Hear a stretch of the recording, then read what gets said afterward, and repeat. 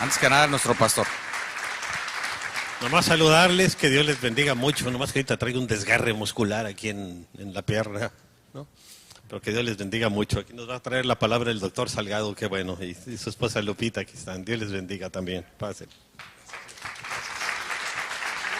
Sí, estoy mío.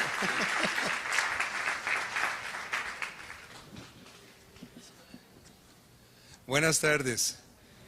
Pues mire qué privilegio de que va empezando el año y les puedo dar un abrazo personal a cada uno de ustedes, pero desde aquí, porque son muchos. Me da mucho gusto que tengamos esta oportunidad de compartir con ustedes hoy. Esa es la última transparencia, si me hacen el favor de pasar la primera.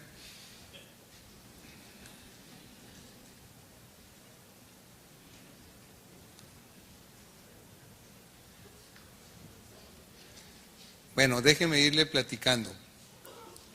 Vamos a hablar de por qué se enferma la gente. Y siempre que otras personas se enferman, pues no tenemos ningún problema con eso, porque sabemos que todas las personas se enferman. Lo curioso es cuando nos enfermamos nosotros, porque entonces sentimos y pensamos, bueno, ¿y esto por qué me pasó? ¿Y por qué me enfermé? Y luego la segunda duda que nos ataca es, ¿y de dónde me viene esto? O sea, ¿qué me originó este problema? Y estamos hablando desde una simple gripa, y entre más grave sea la enfermedad, entonces más nos preocupa saber por qué me pasó esto. Y uno podría pensar, se lo voy a ejemplificar con una astillita. Si me encajo una astilla, bueno, quiero saber dónde está, pues para podérmela quitar y que me comience a mejorar. Pero además también quiero saber dónde la pesqué, pues para no volver a ir ahí, ¿verdad? Y que no me siga astillando. Y eso puede tener mucha lógica de por qué me interesa saber por qué me enfermé. Pero hay algo más profundo, hay algo más que nos produce esa ansiedad del por qué y el cómo. Yo se lo voy a poner en términos muy modernos. Es como si tuviéramos un gen de Dios incrustado en nosotros, que se asombra cuando hay cosas para los que no estábamos hechos. ¿Sí? Dios no nos creó para enfermarnos, Dios mucho menos nos creó para morir y ni siquiera para envejecer. Dice la Escritura, Génesis 1, que cuando Dios vio todo lo que había hecho, vio que todo era bueno. Por lo tanto, ni la muerte, ni la enfermedad, ni el dolor, ni el envejecimiento eran parte de la creación, porque nada de esto es bueno en gran manera. Estas son cosas que llegaron después. ¿Cuándo llegaron? Bueno, llegaron cuando el hombre cometió pecado. Dios hizo al hombre y a la mujer y les dio libre albedrío. Ellos podían escoger. Y para que el libre albedrío pudiera ser ejercitado y que el hombre demostrara que iba a obedecer a Dios, porque ese era el mandato de Dios para el que obedeciera, Dios les dijo, mira, Adán y Eva, de estos miles de árboles que hay aquí en el Edén, puedes comer. Pero hay uno solo de estos miles que no debes tocar, porque el día que comas, dice aquí, ciertamente morirás. Y ya sabemos lo que pasó. La desobediencia de Adán y Eva se convirtió en pecado y el pecado dio lugar a la muerte. La muerte llegó en forma casi inmediata, la muerte espiritual. Pero la muerte física no, porque ellos no murieron, vivieron cientos de años, más de 600 años. Había algo que mediaba entonces la muerte, entre el pecado y la muerte, que es la enfermedad. Y hay otra cosa más, que es la violencia. Miles de personas mueren por violencia en el mundo, porque son asesinados. Pero ese no es nuestro tema. Hoy nada más vamos a hablar de enfermedad. Le voy a dar 5 razones de por qué se enferma la gente, 5 razones de por qué no sanamos y 5 cosas que podemos hacer respecto a la enfermedad. Entonces, la primera, ¿por qué se enferma la gente? Pues porque nace enferma. Es una primera causa de enfermedad, porque nace enferma. Y hay, dentro de este nacimiento enfermo, hay trastornos mentales. Yo les pongo aquí una hermosa bebé con síndrome de Down, porque esto es algo muy frecuente, muy común, que sucede en muchas familias. Y me gustaría leerles algo que escribió un hombre respecto a su hija que nació con síndrome de Down. Dice: Bethany nació con síndrome de Down. Solo Dios nos impidió derrumbarnos. Cada uno le echó la culpa a la familia del otro. ¿Le suena familiar esto? ¿Quién ha vivido algo similar? Nos estremecimos y luego oramos pidiendo dirección. Días después, en oración, me di cuenta que Bethany no era un síndrome, sino nuestra hija. Era un don de nuestro amante y sabio Padre. Su nacimiento inició una maravillosa experiencia familiar. Descubrimos un andar más cerca de Dios mientras nos deleitábamos en cuidarla y recibir su amor. Era alegre y activa, asistía al preescolar y estaba rodeada de amigos en la iglesia.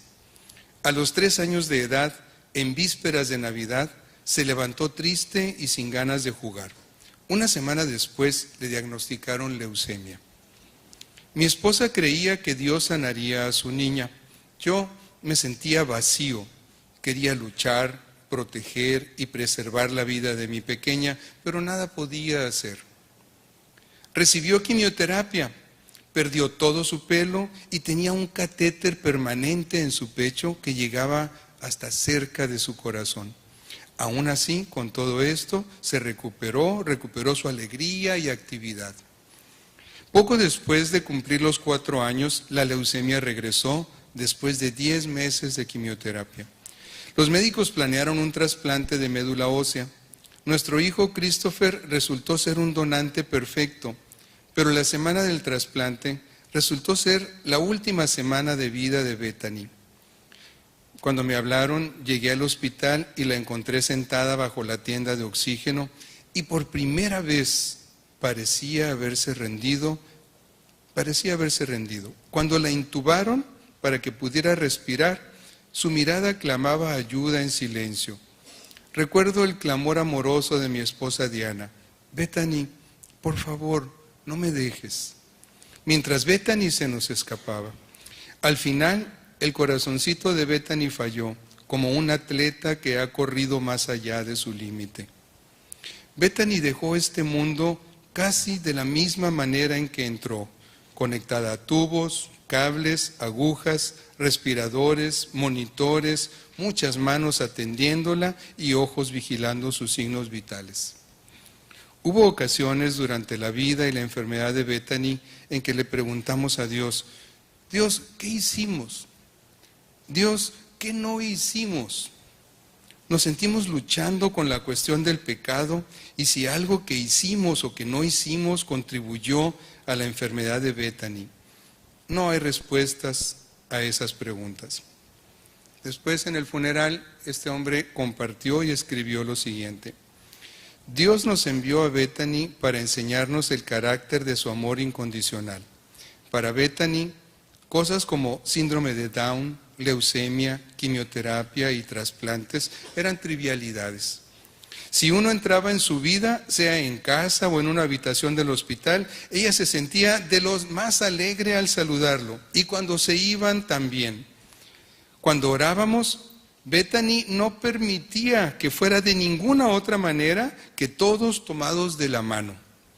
Cuando sentía la necesidad de arrepentirse, 3 años de edad, 4, se ponía de rodillas y ocultaba su carita entre sus manos. Diana cantaba a menudo con Bethany: el que comenzó en ustedes la buena obra será fiel para completarla. Bethany ya está completa y llena del gozo más puro. Casi podemos imaginarla entonando alabanzas a nuestro Dios Santo. Esta fue la experiencia intensa en todo sentido de un padre y una familia donde hubo una enfermedad de nacimiento con un problema mental, entre otras cosas. Les recomiendo mucho este libro, se llama Seguro en los brazos de Dios, de John MacArthur. El subtítulo es La verdad celestial acerca de la muerte de un niño. Aquí estamos hablando de Down, pero él habla de los niños en general. Le va a encantar este libro, se lo recomiendo mucho. Dice el Salmo 139, porque tú formaste mis entrañas, tú me hiciste en el vientre de mi madre. Mi embrión vieron tus ojos, y en tu libro estaban escritas todas aquellas cosas que fueron luego formadas, sin faltar una de ellas. Y luego nosotros volteamos a ver y dices, pues a mí me faltó un brazo, pues a mi familiar no tiene vista, y mi querido hijo tiene este problema. Bueno, esa es tu visión. Pero si tú crees y confías y tienes fe en Dios cuando Él dice que no faltó nada, tú necesitas hacer ese ejercicio de fe y creencia en Dios. No falta nada, no importa lo que tus ojos estén viendo y lo que tengas que hacer para tratar con esa condición. Otros problemas son los físicos, los trastornos físicos al nacimiento. Aquí tenemos un labio leporino, una situación también muy frecuente, pero vean ustedes la maravilla de la cirugía reconstructiva. Este es el mismo bebé, qué guapo se ve, ¿verdad? En lo personal, para mí, este es lo único que justifica la cirugía plástica, el reconstruir y dejar funcional a una persona con malformaciones. Tenemos ejemplo de esto que acabamos de hablar en la Biblia. Jesús, en Juan 9, dice, cuando Jesús salió del templo, vio a un joven que había nacido ciego, y los discípulos le preguntaron, Maestro, ¿quién tiene la culpa de que este joven haya nacido ciego? ¿Fue por algo malo que hizo él mismo o por algo malo que hicieron sus padres? Si usted se fija aquí, los apóstoles están dando por hecho. Nada más la duda era, ¿quién fue? ¿Él mismo o los papás? No hicieron una pregunta más general y Jesús les dice, ni él ni sus padres tienen la culpa. Nació así para que ustedes vean cómo el poder de Dios lo sana. Cuando una persona nace con malformaciones o con trastornos mentales o físicos, no necesariamente hay culpa de alguien. Pudiera serlo. Un padre que es alcohólico puede tener hijos malformados por su alcoholismo, pero esta condición no siempre existe. Cuando nuestro hijo nació con múltiples malformaciones y problemas, por supuesto que no faltó un cristiano caritativo que se nos acercó y nos dijo, tienen pecado en su vida, busquen y pregúntenle a Dios por qué su hijo nació así y arrepiéntanse. Y ahí estamos mi esposa y yo por días y por semanas y por meses buscando qué pecado habíamos cometido para que nuestro hijo naciera así. Yo tardé menos en entender que no había sido algo así, ella tardó un poco más como mujer, más emocional, más sensible y buscando. Le tomó tiempo hasta que entendió y otro cristiano caritativo vino a decirnos, no, en ustedes no hay ningún pecado. Y se aplica lo mismo que acabamos de leer. Entonces, tenga cuidado de no ser usted el que ande señalando a gente diciéndole, de seguro pecaste, por eso estás así. De seguro pecaste, por eso tu familiar tiene ese problema. Usted no sabe si pecó o no. Un cristiano real, nacido ciego, dijo, cuando muera, lo primero que veré será al Señor Jesús. ¿Le gustan estas palabras? Sí, ¿verdad? Qué fe, ¿verdad? Qué positividad. ¿Sabe qué? Esto es pensamiento positivo verdadero. No aquellos que dicen, tú piensa en $1.000.000 y pídeselo a Dios y cree que lo vas a recibir y Dios te lo va a dar. Ese no es pensamiento positivo, eso es antidoctrinal. Eso no tiene nada que ver con el reino de Dios. Esto tiene que ver con el reino de Dios. A pesar de su circunstancia, saber que va a haber la muerte física y es entonces cuando Dios va a completar su obra en él, porque Dios es fiel. De esto se trata y este es el pensamiento positivo. En segundo lugar, ¿por qué se enferma la gente? Porque tiene una naturaleza caída. Y eso significa que estamos sujetos a invasión y deterioro. ¿Qué nos invade? Nos invaden y nos infectamos por bacterias, por virus, por hongos, por parásitos, y en algunos años recientes se descubrieron una cosa que se llama priones. ¿Los había escuchado? Ah, ¿verdad? Yo tampoco hasta que lo leí. producen infecciones y producen deterioros de todo tipo.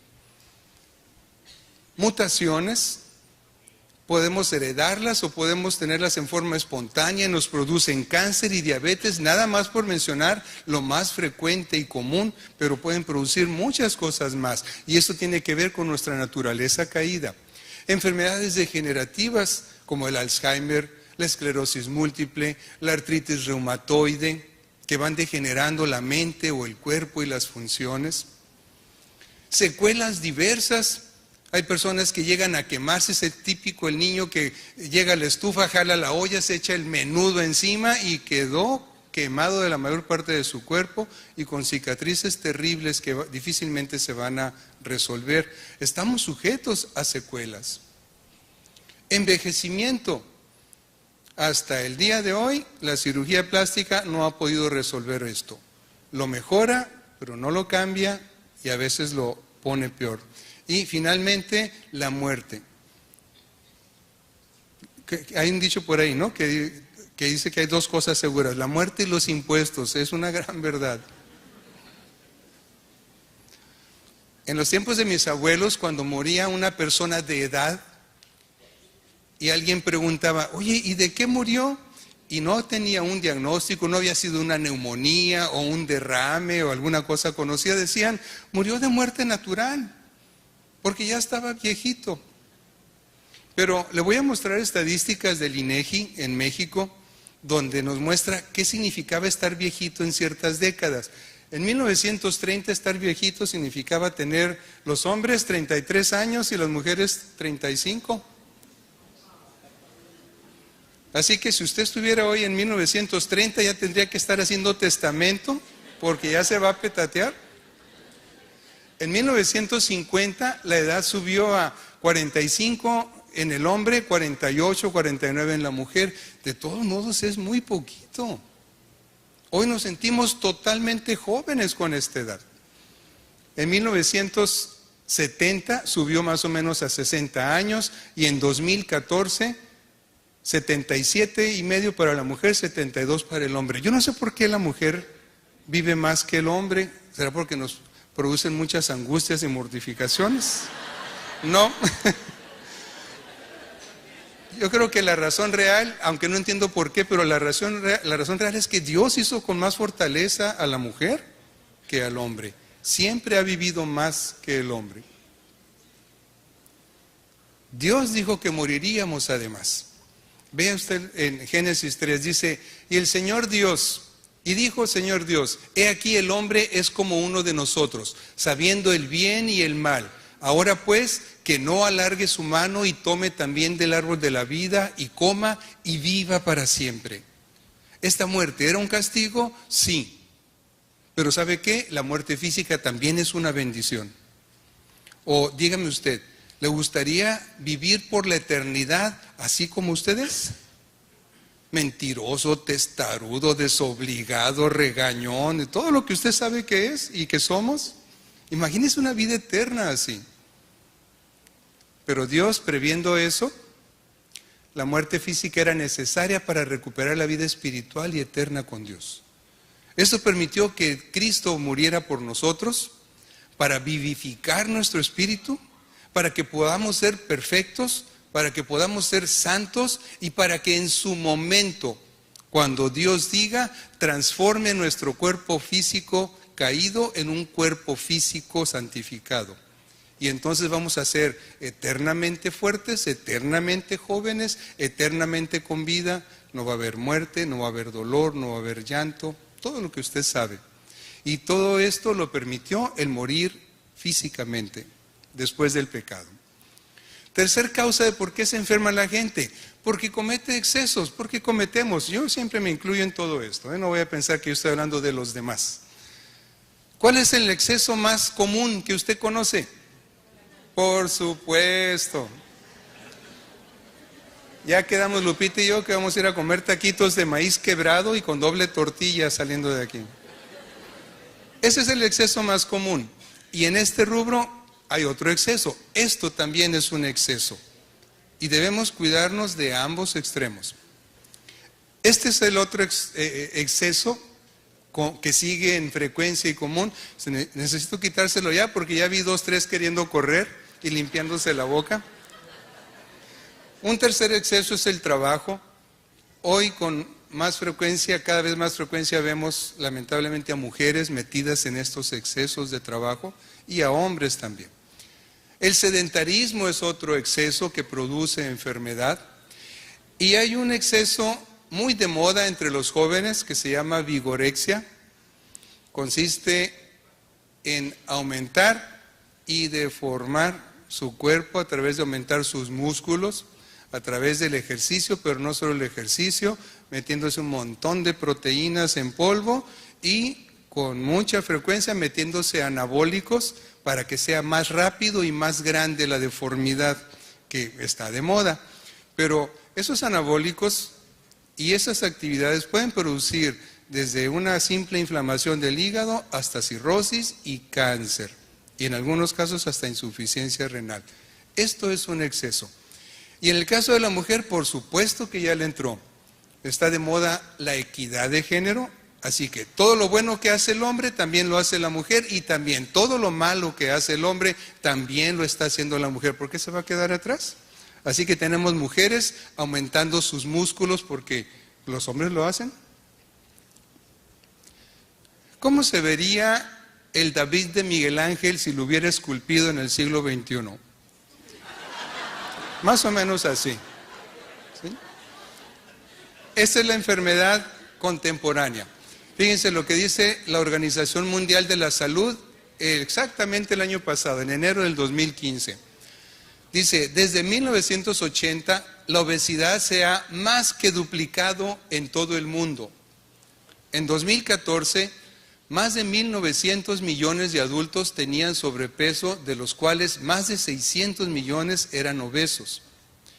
En 2013, más de 42 millones de niños menores de 5 años tenían sobrepeso. En el mundo, cada año fallecen por lo menos 2.600.000 personas como consecuencia del sobrepeso u obesidad. Esto tiene que ver con excesos. ¿Conoce usted a Valeria Levitina? Claro que sí, ¿verdad? En 1994 fue Miss Chicago. Así se veía de guapa como estaba. En 2013 estaba viviendo en Europa, me parece que Suiza, estudiando, y así se veía. No sé si esté viva todavía, no pude actualizar el momento de esta mujer. Pesaba 25 kilos. Para cuando se hizo esta foto ya estaba intentando hacer algo por ella y revertirlo. No sé si lo logró, pero hasta aquí tengo la información. Yo me puse a un ladito de ella y la verdad no sabía distinguir quién era quién de los flacos que nos veíamos los dos. Un periodista andaba en la calle y se encuentra un viejito pero caminando muy saleroso y con mucha vitalidad. Y entonces le sorprendió tanto que va y le dice, oiga, disculpe anciano, ¿cómo es que usted se ve así, está de esa manera? Y le dice, no, hijo, pues mira, yo no sigo ninguna disciplina ni nada. Yo como lo que quiero, bebo cerveza todos los días con medio litro de tequila, fumo en las noches marihuana para ponerme en onda y estar a gusto, todas las drogas que me ofrecen me las tomo, me acuesto mínimo a las 3, 4 de la mañana todos los días y pues así es mi vida. Y el periodista le dice, wow, ¿y cuántos años tiene? 25. Pues sí, se puede cometer todo tipo de excesos, pero por supuesto que la vida no va a ser saludable. ¿Por qué se enferma la gente? Porque vive en pecado. Hay pecado, hay 3 formas de estar en esa situación. Vive en un estado pecaminoso. El ejemplo del hombre, generalmente es el hombre adúltero, que tiene su casa, su familia, su esposa, pero tiene su amante. Y se la pasa entre un lugar y otro. Ese es vivir en un estado de pecado. En un artículo que no les puedo confirmar su veracidad, no encontré la fuente, pero leí este artículo, dice que de todos los hombres que se mueren de infarto durante la relación sexual, la gran mayoría de ellos estaban con su amante en ese momento. Entonces, se entiende la relación, aunque no se los puedo confirmar. Los aviadores, o sea, ¿quiénes son estos? Aquellos que cada 14 o 15 días cobran un cheque en una institución pública de gobierno, pero no trabajan ahí. Entonces, eso es estar en un estado de pecado. Luego, hay gente que practica cotidianamente el pecado. Es decir, para sacar el chivo, como dicen algunos, todos los días tiene que estar mintiendo o robando o ejerciendo esos dones que le da su codicia para poder obtener sus deseos. Eso produce un grado alto de estrés y enfermedad. O simplemente no ha perdonado. ¿Usted sabía que no perdonar es un pecado y que podemos no ir al cielo? No ha perdonado a un familiar o a un amigo o a un compañero por aquello que le hizo. No ha sabido restaurar esa relación. Todo esto produce enfermedad. ¿Por qué se le enferma a la gente? Bueno, en quinto lugar, porque un espíritu lo tiene cautivo. Vean este ejemplo en la Escritura. Dice, un sábado Jesús estaba enseñando en una sinagoga. Allí había una mujer que tenía 18 años de estar jorobada. Un espíritu malo la había dejado así y no podía enderezarse para nada. Cuando Jesús la vio, la llamó y le dijo, mujer, quedas libre de tu enfermedad. Jesús puso sus manos sobre ella y en ese momento la mujer se enderezó y comenzó a alabar a Dios. Hace 2000 años esto sucedía. Hoy también esto puede suceder, pero vamos a hablar un poco más profundo de eso después. ¿Tiene Dios voluntad para sanarte hoy? ¿Ustedes qué creen? Sí, claro que sí, pero se lo voy a mostrar también bíblicamente. En la Biblia, Dios se revela con nombres compuestos. El primer nombre fue Yahvé, pero luego hizo nombres compuestos para manifestar su carácter hacia nosotros. Y este es uno de los nombres compuestos, Yahvé Rafa, que significa yo soy el Señor, tu sanador. Así que Él lo está diciendo y Dios no miente, Dios no exagera, Dios no blofea. Dios tiene deseos de sanar. Y entonces tú ya te estás preguntando en tu mente, ¿y entonces por qué Dios no me sana? Bueno, vamos a ver 5 cosas de por qué no has sanado. En primer lugar, es probable que no le has pedido que te sane. Muchas personas, estoy hablando de cristianos, se enferman, les da una gripa o lo que sea y corren al médico. ¿Eso es malo? Por supuesto que no, eso es correcto. Pero tienes que tener en tu corazón correr primero a Dios y en segundo lugar al médico. Aún en lo que te estás subiendo a tu carro para ir al doctor, tú ya estás diciendo, Señor, estoy enfermo. Señor, por favor, sáname. Vean lo que dice Santiago. ¿Está alguno enfermo entre ustedes? Llame a los ancianos de la iglesia y oren por él, ungiéndole con aceite en el nombre del Señor.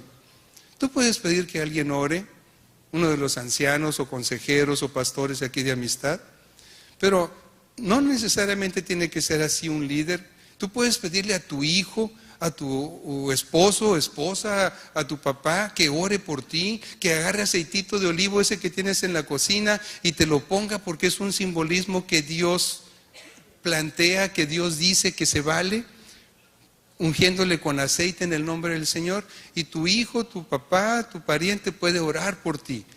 Y esa oración es poderosa y efectiva. Segundo lugar, probablemente no tienes fe. Por eso Dios no te ha sanado. Dice otra vez Santiago, pero pida con fe, no dudando nada. No piense, pues, quien tal haga, que recibirá cosa alguna del Señor. ¿Estás enfermo? Bien. ¿Tienes fe para ser sanado? Analízate. Tú tienes comunión con Dios. Tú puedes ser sincero contigo mismo y decir, ¿tengo fe? Porque si no la tengo, entonces también la voy a pedir a Dios. Lo que no se vale y está prohibido, y tienes que crecer espiritualmente si lo haces, es señalar con tu dedo a una persona y decirle, no te has sanado porque no tienes fe. Si tuvieras fe, en lugar de estar yendo al doctor, Dios ya te hubiera sanado. No tienes permiso de hacer eso. Es antidoctrinal, es diabólico hacer eso. Porque la ciencia es de Dios, te lo voy a mostrar. Entonces, Si no has sido sanado, tal vez es porque no tengas fe, pero nadie te lo puede señalar. Tú ponte con Dios en acuerdo respecto a cómo anda tu fe. Eso sí se vale. En tercer lugar, probablemente vives en pecado. Ya habíamos comentado algo. Jesús sanó a un paralítico, le dijo, toma tu lecho y vete. Y después se lo encontró de nuevo. Dice, después le halló Jesús en el templo y le dijo, mira, has sido sanado, no peques más, para que no te venga alguna cosa peor. No hay cosa peor que conocer a Dios, recibir sanidad espiritual, física, arrepentirse de los pecados, entregarle la vida al Señor y luego volver al camino del pecado. No hay cosa peor que esa. Eso es ser peor que un incrédulo. No peques más, le dice Jesús, mira, no peques más, para que no te venga algo peor. En cuarto lugar, probablemente no quieres ser sanado. ¿Por qué muchas personas no sanan? Porque no quieren. Y van al doctor, pero no quieren ser sanados. Y piden consejo, pero no quieren ser sanados. Aquí hay un ejemplo en la Escritura relacionado con esto. Miren lo que dice. Se lo voy a leer acá, que está más claro para mí. Un ciego estaba sentado junto al camino mendigando y dio voces diciendo, Jesús, hijo de David, ten misericordia de mí. Jesús entonces le dijo, ¿qué quieres que te haga? Y él dijo, Señor, que reciba la vista. Jesús le dijo, recíbela, tu fe te ha salvado. Aquí lo interesante es, ¿por qué le pregunta a Jesús qué quieres que te haga? ¿Que no era obvia su ceguera? ¿Nomás de verle la cara? ¿Nomás de verle su ropa? ¿Nomás de ver dónde estaba? Era obvio que estaba ciego y que su principal y primordial necesidad de este hombre era recuperar la vista. Entonces, ¿por qué Jesús le pregunta? Por lo que le acabo de decir, porque no todos quieren ser sanados. Este hombre pudo haber salido con la puntada y decir, Señor, dame 2 denarios para comprar comida al rato. Y nada que ver con su ceguera. Cuando él dice, Señor, que reciba la vista, Jesús le dice, tu fe te ha sanado y tu fe te ha salvado. ¿Por qué no queremos ser sanados nosotros hoy? Porque disfrutamos de la enfermedad. ¿Cómo? ¿Hay alguien que disfrute del dolor? ¿O de la discapacidad? ¿O de no poder ni moverse? Sí, hay gente así. ¿Por qué? Porque eso le permite manipular a otras personas. Manipula a su esposo o a su esposa, a sus hijos o a sus padres o a sus compañeros de trabajo. Manipula para obtener un provecho. Entonces, claro que no quiere ser sanada. En el trabajo, no, pues me duele aquí, oye, ve con fulano, no, tómate esto, no, ¿por qué? Porque si me curo, ahorita ustedes me están haciendo el trabajo. ¿Sí? Hay gente que no quiere ser sanada. 5, tal vez no te curas o no te mejoras porque no tienes disciplina. Hebreos 12 dice, es verdad que ninguna disciplina al presente parece ser causa de gozo, sino de tristeza, pero después da fruto apacible de justicia a los que en ella han sido ejercitados. Hay muchas enfermedades, y yo se lo estoy diciendo como médico también, hay muchas enfermedades que con disciplina se pueden curar, otras pueden mejorar, otras pueden disminuir, otras pueden controlarse sin que produzcan mayor daño, pero se requiere disciplina. No hay disciplina, no va a haber mejoría o incluso sanidad. Y entonces estarás pensando, ¿qué debo hacer? Bueno, entonces hay 5 cosas que debemos hacer respecto a esa enfermedad que no ha sido sanada. En primer lugar, necesitamos confiar en Dios. Hay que orar y pedir a Dios sanidad. En segundo lugar, hay que creer que Dios puede sanar. A veces pensamos, no, Dios, este gripón que traigo ya se te escapó de las manos, ya tengo 2 semanas y no has podido sanarme. No hay enfermedad que se le escape a Dios o que sea más poderosa que Dios. Necesitamos orar y creer que Dios puede sanar y mantenernos en esa actitud de oración diaria, pidiéndole a Dios, Señor, sáname. Algunas personas dicen, oye, ¿ya oraste por tu sanidad? Sí, hace como 3 meses le pedí con todo mi corazón. Hace 3 meses. Y no se ha resuelto el problema y no ha vuelto a orar, porque ya le pidió a Dios. Dios no es sordo ni olvida. Pero esa no es lo que Dios quiere. Necesitamos orar a diario como si fuera la primera vez. ¿Y qué produce esto en nosotros? Produce humillación. O sea que tengo que tomar un tiempo todos los días e hincarme o no hincarme, pero tomar un tiempo y volverle a pedir a Dios como si no me hubiera escuchado e insistir e insistir. Sí, eso tienes que hacer. No pensar que Dios está ocupado o no te ha escuchado. ¿Y es esto humillante? Sí, es humillante. ¿Y es eso lo que quiere Dios? Pues fíjese que sí, es eso lo que quiere Dios. No quiere tu soberbia de que ya le pedí hace 3 meses, ahí Él sabrá si me sana o no. No, quiere tu humillación. En Pedro dice el Señor, humíllense bajo la poderosa mano de Dios y Él los exaltará. Dios no exalta soberbios. Dios no exalta a gente indiferente, a gente tibia. Dios exalta a esa persona que se humilla y dice, Señor, tú eres todo, yo no soy nada. Señor, yo te voy a pedir hasta que tú me escuches o me resuelvas. Por eso es la oración constante. Vea lo que dice Jesús en Marcos 9. Le dijo a este hombre, si puedes creer, al que cree todo le es posible. E inmediatamente el padre del muchacho clamó y dijo, creo, ayuda mi incredulidad. No te sientas mal cuando haya una dualidad de sentimientos y pensamientos en ti. Cuando por un lado crees que Dios te puede sanar y por otro lado algo te ataca adentro diciendo, no, Dios no te va a sanar. No, ya le pediste y no funcionó. A veces nos ataca esa incredulidad, pero este hombre dijo, Señor, creo, ayuda mi incredulidad. Podemos decirle eso con confianza a Dios. Necesitamos confiar. ¿Qué hacer más? Confiar en la ciencia de Dios. Aquellas personas que le dicen a uno, si vas con el médico, eso quiere decir que te falta fe, ya lo comentamos, ¿verdad? Eso es antibíblico, eso es antidoctrinal. La ciencia es de Dios, ya lo he dicho otras veces aquí, la ciencia es de Dios, no están excluidos Dios y la ciencia. En la primera reunión alguien se acercó y me dijo, Humberto, leí en Jeremías 33:6 y se lo voy a leer. Dice aquí, he aquí que yo les traeré sanidad y medicina. Usted anote ahí el texto, Jeremías 33:6. He aquí que yo les traeré sanidad y medicina y los curaré y les revelaré abundancia de paz y de verdad. La medicina es de Dios, la ciencia es de Dios. No se sienta culpable por ir al médico. Busque a Dios en oración, ponga su vida y su salud en Dios primero y cuando acuda al médico y sea sanado, dele gracias a Dios porque le permitió su sanidad a través de la medicina y luego sea agradecido con el médico que lo sanó, que le ayudó a sanar y dele testimonio si es posible.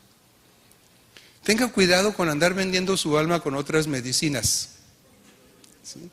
Y no estoy hablando más que de medicinas que usan poderes ocultos. No estoy hablando de cosas que pueden ser sanas y alternativas o correctas y alternativas. Si usted va con una persona y le dice, mira, tómate esto, pero primero mira hacia el norte y hazle 3 cruces y un fu aquí y un fa para allá, eso es medicina, eso es poder que no viene de Dios. Cuidado con eso porque vas a quedar peor. El verdadero autor de la sanidad, independientemente del medio, es el Señor Jesucristo. Tenemos que ser disciplinados.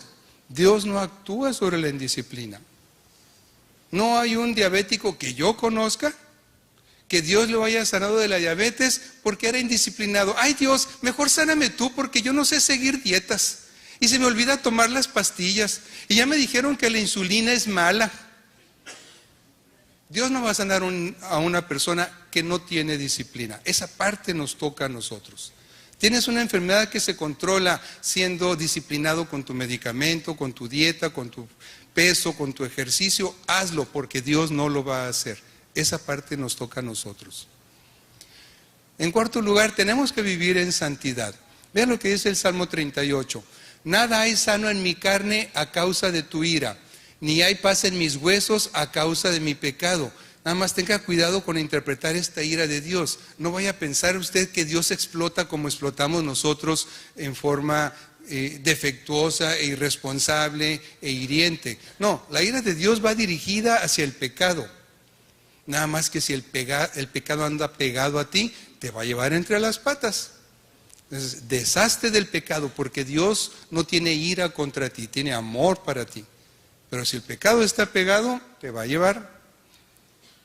En quinto lugar, tienes que orar por liberación. ¿Se acuerda de la viejita de los 18 años encorvada? A lo mejor tienes una atadura o influencia espiritual, o tienes una herencia de maldición, o de plano un espíritu maligno.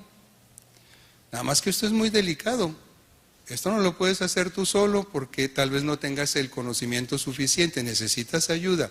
No puedes ir a alternativa 2 a que te hagan una limpia.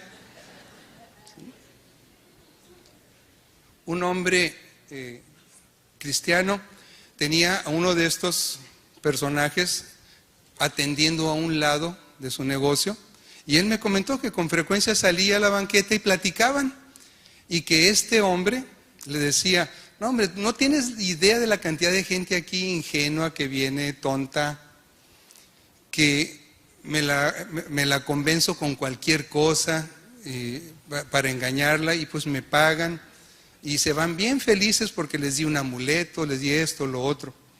Dice, pero hay unos que sí ejercemos el poder. Y se ponía así muy solemne, ¿no? Estaba hablando de poder oculto. Estaba hablando de esos poderes ejercidos en los que a veces uno acude y que abre puertas para que un demonio se meta en nuestra vida. Entonces debemos tener cuidado. Esto no es inocuo, no es ingenuo, tiene poder, pero no de Dios. Yo le sugiero que acuda al curso de purificación interior, que por cierto empieza este miércoles. Acuda al curso y tiene que ir al encuentro, porque estas personas que están llevando este ministerio tienen la unción y el conocimiento de Dios para detectar qué problemas de tipo espiritual tiene usted y cómo liberarse de ellos sin andar con cosas extrañas como los Alternativa 2. A lo mejor usted me dice, Humberto, yo ya hice todo. Le pedí a Dios que me sanara, he visitado a todos los doctores, tengo una fe que mueve montañas, vivo en santidad, no hay pecado en mí, he perdonado y pedido perdón, deseo con todo mi corazón sanar, tengo la disciplina de un sargento, me he liberado de toda influencia o espíritu, y entonces, ¿por qué no me sano? ¿Verdad? ¿Alguien hizo pucheros? A lo mejor ya hicimos todo lo que teníamos que hacer o lo que deberíamos hacer.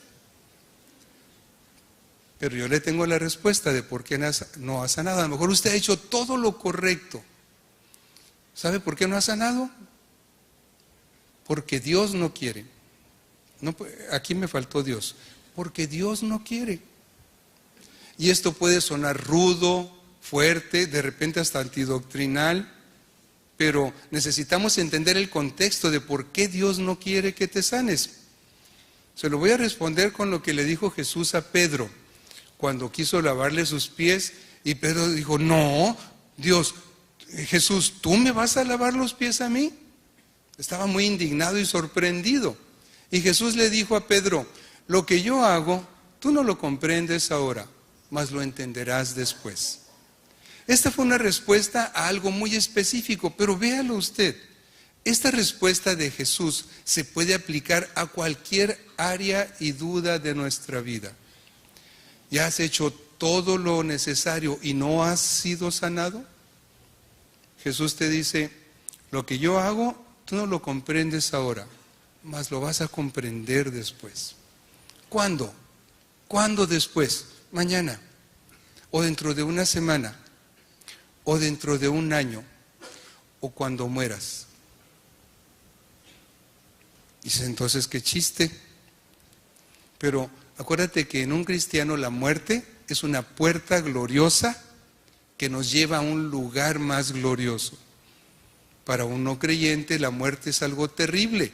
Es una puerta que lleva a la oscuridad. No saben qué hay después de esto. Y Ojalá supieran, porque si supieran lo que hay después de esa puerta cuando no se es cristiano, correrían al cristianismo. Para nosotros, esta respuesta es suficiente. Lo que yo hago, tú no lo comprendes ahora, pero lo vas a entender después. ¿Tienes fe para creer en esto? ¿Tienes fe para descansar en esto porque no has sido sanado?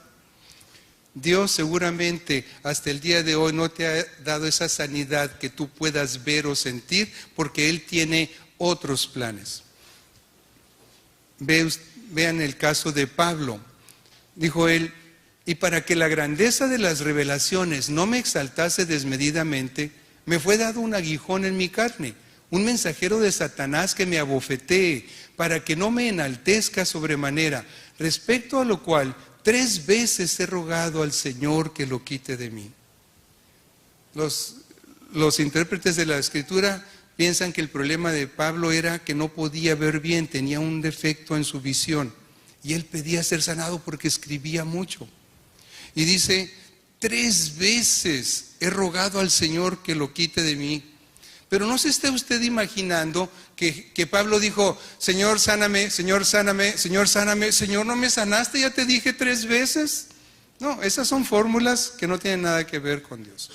Probablemente la primera vez tomó un tiempo y se hincó y dijo: Señor, ¿tú sabes cuál es mi trabajo? Señor, ¿tú sabes que tengo que escribir cartas que tú me estás diciendo que mande a las iglesias? Señor, por favor, necesito mi vista para escribir yo. Por favor, Señor, sáname. Y entonces Dios no lo sanó. Y entonces en un segundo momento, cuando tuvo tiempo, dijo: ahora voy a ayunar. Me voy a poner en ayuno y voy a orar por una semana seguida, todas las noches o todas las tardes, o yo no sé. Y así lo hizo. Y después de ese tiempo, Dios no le respondió. Y entonces tomó otro tiempo, probablemente viajó y tomó otro tiempo y dijo: ahora voy a ayunar 1 mes y voy a orar 1 mes y le voy a pedir a Dios porque yo necesito mi vista.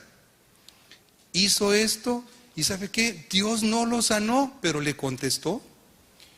Y Dios le dijo, él dice, Pablo: Jesús me ha dicho: bástate mi gracia, porque mi poder se perfecciona en la debilidad. Por tanto, dice Pablo, de buena gana me gloriaré más bien en mis debilidades, para que repose sobre mí el poder de Cristo. ¿Puede usted hacerse de las palabras de Pablo? Bástate mi gracia. Eso nos dice Dios a nosotros, a cada uno de nosotros, cuando pedimos algo, pedimos una sanidad, aparentemente no llega, y Dios nos está diciendo a través de Pablo: bástate mi gracia. Porque esa debilidad que tú tienes, o tú sientes, o tú vives, se perfecciona en el poder de Dios. Ese es el ofrecimiento de Dios. Dice Jeremías 17: sáname, oh Señor, y seré sano. Sálvame y seré salvo, porque tú eres mi alabanza. Es Yahvé Rafa, Dios deseando sanarnos. Pero ¿cuándo y cómo? Con sus términos, no con los nuestros. A nosotros nos toca pedir, a nosotros nos toca creer, a nosotros nos toca humillarnos y esperar con fe, con paz en el corazón, que Dios va a actuar. Yo quisiera orar por todos los que hoy están enfermos o tienen un familiar enfermo. Tal vez tengan cáncer, tal vez tengan insuficiencia renal, tal vez estén en el hospital, tal vez tengan problemas de su mente, no sé qué pudieran tener, pero podemos orar. Y después de la oración pueden pasar varias cosas. Pueden salir de aquí sanados, Dios tiene ese poder y vamos a pedir creyendo que así es. Puedes salir de aquí exactamente igual que como entraste. Puedes salir de aquí y siguiendo con el empeoramiento del problema. O puedes salir de aquí incluso morir hoy, mañana o pasado, dentro de 1 año. Cualquiera de estas cosas puede pasar. Lo importante es saber que Dios quiere sanar y lo va a hacer de la forma, de la manera y en el tiempo que Él tiene, porque su tiempo es perfecto, sus formas son perfectas. Nosotros necesitamos tener la paz para recibir lo que Dios nos dé. ¿Está dispuesto para orar? quiero que con su mente toque su lugar donde está enfermo. Si quiere levantarse está bien, si quiere quedarse sentado está bien, no importa. Lo importante es que disponga su corazón para que podamos orar a Dios. Padre Celestial, queremos darte gracias, Señor, porque tú estás presente. Porque durante esta hora y media, Señor, desde la alabanza, tú has estado moviéndote con tu espíritu en esta congregación, Señor, en este grupo, en este momento. Señor, gracias porque escuchamos tu palabra y podemos recibirla y entenderla. Padre, ahora escúchanos tú. Tenemos enfermedad, Señor, y queremos pedirte que nos sanes. Señor, en el nombre de Cristo, te pedimos, te rogamos, te suplicamos que nos sanes, que quites este cáncer que hay en nuestro cuerpo, que quites esta diabetes, que quites esta enfermedad, cualquiera que sea, que quites este dolor, Señor. Creemos que tú lo puedes hacer, que no hay nada imposible para ti. Señor, quiero salir esta tarde de aquí con el gozo de percibir la sanidad, la restauración de mi cuerpo. Y si no es así, Señor, quiero salir de aquí con el gozo y la certeza de saber que mi vida y mi salud están en tus manos y que tu propósito perfecto se está cumpliendo en mí, Señor. Por eso yo te doy gloria y honra. Y aún así, Señor, cada día, a partir de hoy, Señor, cada día yo voy a apartar un tiempo para pedir por mi sanidad, para pedir por la sanidad de mi familiar, hasta que tú tengas una respuesta, Señor, que yo pueda escuchar y que me satisfaga para el tiempo, Señor. Mientras tanto, yo confío en ti y descanso en ti, en el nombre de Jesús. Amén. Que el Señor los bendiga.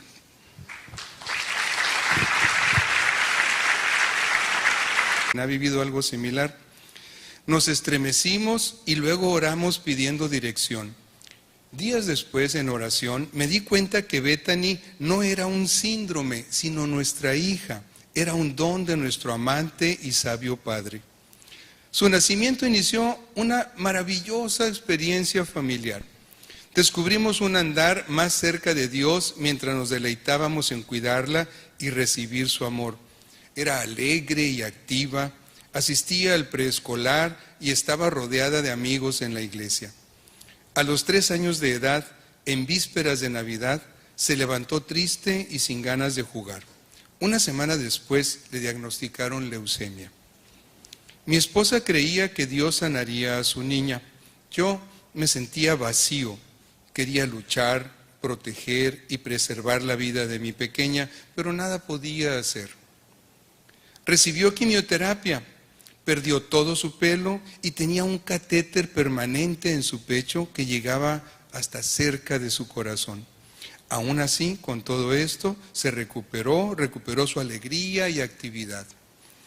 Poco después de cumplir los 4 años, la leucemia regresó después de 10 meses de quimioterapia. Vivieron cientos de años, más de 600 años. Había algo que mediaba entonces la muerte, entre el pecado y la muerte, que es la enfermedad. Y hay otra cosa más, que es la violencia. Miles de personas mueren por violencia en el mundo, porque son asesinados. Pero ese no es nuestro tema. Hoy nada más vamos a hablar de enfermedad. Le voy a dar 5 razones de por qué se enferma la gente, 5 razones de por qué no sanamos y 5 cosas que podemos hacer respecto a la enfermedad. Entonces, la primera, ¿por qué se enferma la gente? Pues porque nace enferma. Es una primera causa de enfermedad, porque nace enferma. Y hay, dentro de este nacimiento enfermo, hay trastornos mentales. Yo les pongo aquí una hermosa bebé con síndrome de Down, porque esto es algo muy frecuente, muy común, que sucede en muchas familias. Y me gustaría leerles algo que escribió un hombre respecto a su hija que nació con síndrome de Down. Dice: Bethany nació con síndrome de Down. Solo Dios nos impidió derrumbarnos. Cada uno le echó la culpa a la familia del otro. ¿Le suena familiar esto? ¿Quién? Antes que nada, nuestro pastor. Nomás saludarles, que Dios les bendiga mucho. Nomás que ahorita traigo un desgarre muscular aquí en la pierna, ¿no? Pero que Dios les bendiga mucho. Aquí nos va a traer la palabra el doctor Salgado, qué bueno. Y su esposa Lupita, aquí están. Dios les bendiga también. Pasen. Sí, estoy mío.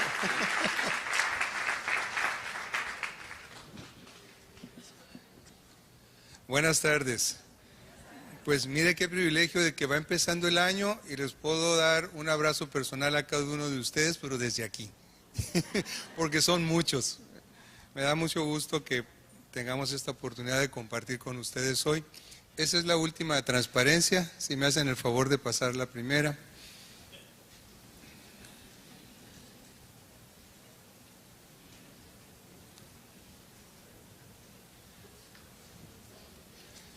Bueno, déjeme irle platicando. Vamos a hablar de por qué se enferma la gente. Y siempre que otras personas se enferman, pues no tenemos ningún problema con eso, porque sabemos que todas las personas se enferman. Lo curioso es cuando nos enfermamos nosotros, porque entonces sentimos, dice la Escritura, Génesis 1, que cuando Dios vio todo lo que había hecho, vio que todo era bueno. Por lo tanto, ni la muerte, ni la enfermedad, ni el dolor, ni el envejecimiento eran parte de la creación, porque nada de esto es bueno en gran manera. Estas son cosas que llegaron después. ¿Cuándo llegaron? Bueno, llegaron cuando el hombre cometió pecado. Dios hizo al hombre y a la mujer y les dio libre albedrío. Ellos podían escoger. Y para que el libre albedrío pudiera ser ejercitado y que el hombre demostrara que iba a obedecer a Dios, porque ese era el mandato de Dios para el que obedeciera, Dios les dijo, mira, Adán y Eva, de estos miles de árboles que hay aquí en el Edén puedes comer, pero hay uno solo de estos miles que no debes tocar, porque el día que comas, dice aquí, ciertamente morirás. Y ya sabemos lo que pasó. La desobediencia de Adán y Eva se convirtió en pecado y el pecado dio lugar a la muerte. La muerte llegó en forma casi inmediata, la muerte espiritual, pero la muerte física no, porque ellos no. Y pensamos, bueno, ¿y esto por qué me pasó? ¿Por qué me enfermé? Y luego la segunda duda que nos ataca es, ¿y de dónde me viene esto? O sea, ¿qué me originó este problema? Y estamos hablando desde una simple gripa, y entre más grave sea la enfermedad, entonces más nos preocupa saber por qué me pasó esto. Y uno podría pensar, se lo voy a ejemplificar con una astillita. Si me encajo una astilla, bueno, quiero saber dónde está, pues para podérmela quitar y que me comience a mejorar. Pero además también quiero saber dónde la pesqué, pues para no volver a ir ahí, ¿verdad? Y que no me siga astillando. Y eso puede tener mucha lógica de por qué me interesa saber por qué me enfermé. Pero hay algo más profundo, hay algo más que nos produce esa ansiedad del por qué y el cómo. Yo se lo voy a poner en términos muy modernos. Es como si tuviéramos un gen de Dios incrustado en nosotros, que se asombra cuando hay cosas para los que no estábamos hechos. ¿Sí? Dios no nos creó para enfermarnos, Dios mucho menos nos creó para morir y ni siquiera para envejecer.